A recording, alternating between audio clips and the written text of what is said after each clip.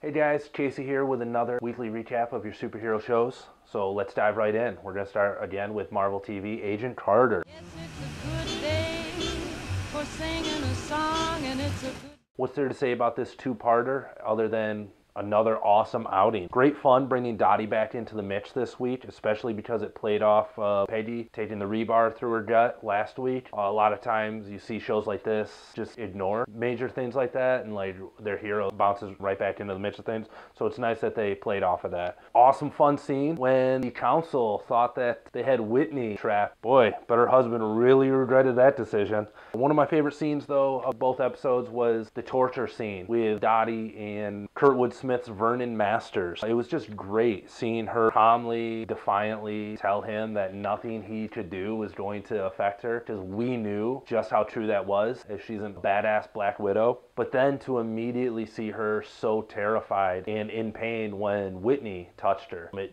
really helped sell just how frightening and scary Whitney Frost is as the big bad this season. Dottie.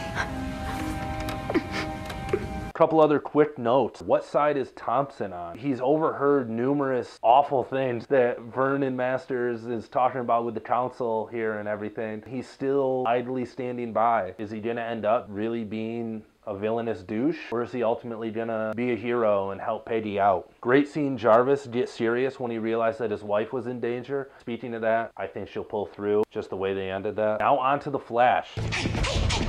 No, I think before we do anything, you have to explain to me everything that is going on here.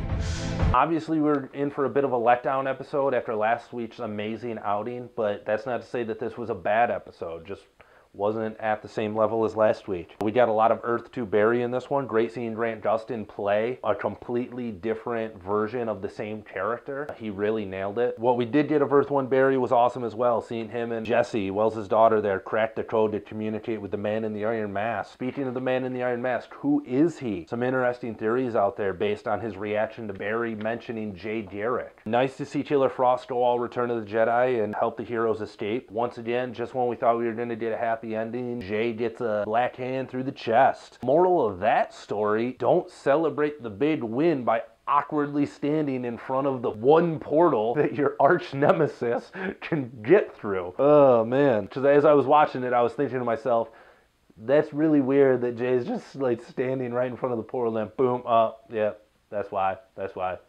Nice knowing you, Jay. A couple other notes, Velocity 9's been perfected, so probably not long. Maybe it'll happen next season, because we know that we have Jesse and Wally in the mix now, so that might help them get their powers. Another one thing, where's Barry's dad? He's been off screen just long enough, I think, to make it all the more surprising when Zoom's mask comes off and it's Henry underneath. That's just my prediction. It's a lot of other people's prediction too. That's where I think this one's heading to. On to Arrow. The envelope is very pink. I know. We don't open it. Should have totally seen that one coming. I'm so sorry. What do you think? Maybe less glitter. You look good in glitter. Yeah, let's move out. Demolition Team never got their proper due, but they did deliver some killer fight scenes. Thanks to director James Bamford, who also helmed the previous episode this season, Brotherhood, which boasts some of the best action sequences of the entire series. He was a stunt coordinator for a long time on the series. Of course, any episode he directs is going to have some pretty awesome fight scenes. Finally, after weeks of no Damien Darhk, he's back. Couldn't stand another week without him. Things instantly took a turn for the dark, pun intended. But it was great seeing Ollie taunt Dark's wife with his not-so-subtle jabs at Dark's hive actions. Other points, Stephen Amell, Paul Blackthorne really held it down this week with the drama. Both those guys are solid. I hope it's not leading to Paul Blackthorne being in that grave. I'd be devastated if we lost Captain Lance. Curtis gave Felicity a chip to make her walk again. I feel like we could have gone with Felicity being in a wheelchair a bit longer. It probably would have added a little more emotional weight to this. But that being said, it did give us Ollie shaking Curtis's hand and telling him that he's terrific. You're terrific. Thank you. He said it! He said it! Because as we know, in the comics, Curtis is Mr. Terrific. Looks like we're heading down that path. All right, on to Legends of Tomorrow. Hey. Howdy. How you doing? What the hell are you doing?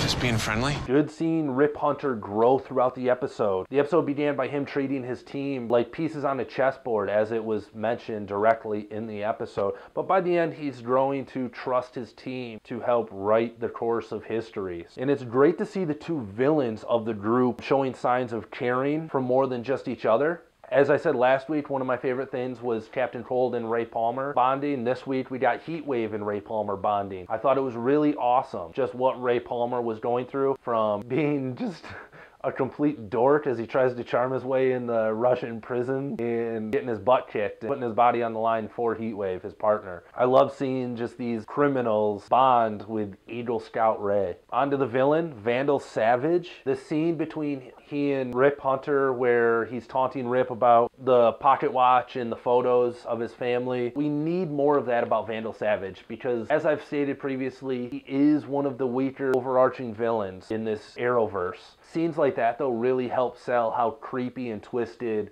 Vandal Savage really is, so we need more of that. One quick note about seeing Andrei Tricato in this episode. He played the giant Russian prisoner that beat the crap out of Ray in the prison yard. He did the motion capture for Colossus in the Deadpool movie.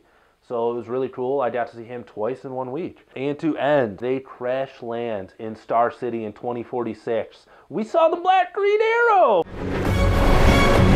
I've never heard of any legends. From the Flash that he saw in the portal when he's going through to Earth 2. He's here, Black Green Arrow. We saw Stephen Amell post on his social media. We're getting Old Ollie next week. I cannot wait for Old Ollie. I'm so excited. A couple other notes. Netflix is currently reviewing the stats for Young Justice to see if they want to make it season 3. One of the best animated superhero series there is. I just rewatched it. If you haven't seen it yet, go watch it. Both seasons are on Netflix. If you've already seen it, go watch it again. It's that good, and you'll be helping them greenlight a season 3. Also, part 1 of the Daredevil season 2 trailer is online now. It looks amazing. I cannot wait to see John Bernthal as Punisher. I've already requested the day off of work so I can marathon it. I'll post some stuff hopefully throughout the day when I'm doing that. Check out part 1 of the trailer. It's online. That's all I got for you guys this week. Let me know what you want to hear about, what you want me to talk about, what you like, what you don't like. And as always, I'll talk to you next week, guys. What? Is my fly down?